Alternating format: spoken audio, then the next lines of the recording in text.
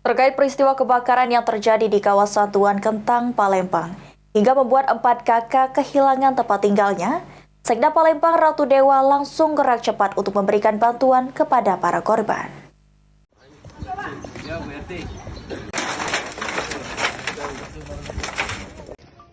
Terkait peristiwa kebakaran yang menghanguskan 4 bangunan yang terdiri dari 2 unit rumah dan 2 bedeng semi permanen di Jalan Hamzah Kuncit, Kelurahan Tuan Kentang, Palembang, Sekda Kota Palembang langsung gerak cepat memberikan bantuan kepada para korban. Sekda Palembang Ratu Dewa mengatakan dari peristiwa kebakaran tersebut membuat 11 jiwa dari 4 kakak kehilangan tempat tinggal dan harta bendanya. Atas peristiwa tersebut, bantuan telah diberikan yang diharapkan bisa meringankan beban para korban.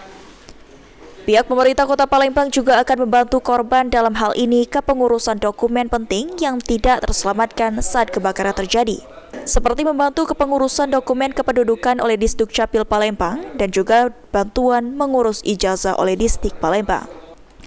Untuk bantuan membangunkan rumah bagi para korban akan diupayakan pemerintah Kota Palembang, baik melalui Basnas, Perkimtan maupun dari CSR yang ada.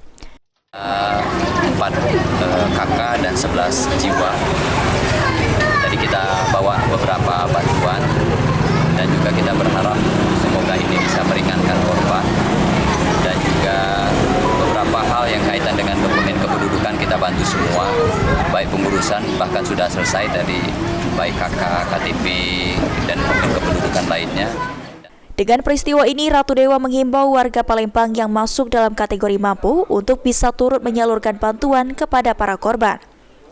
Masyarakat Palembang secara umum diminta waspada kebakaran lantaran saat ini mulai memasuki musim kemarau. Sandi Pratama, PAL TV.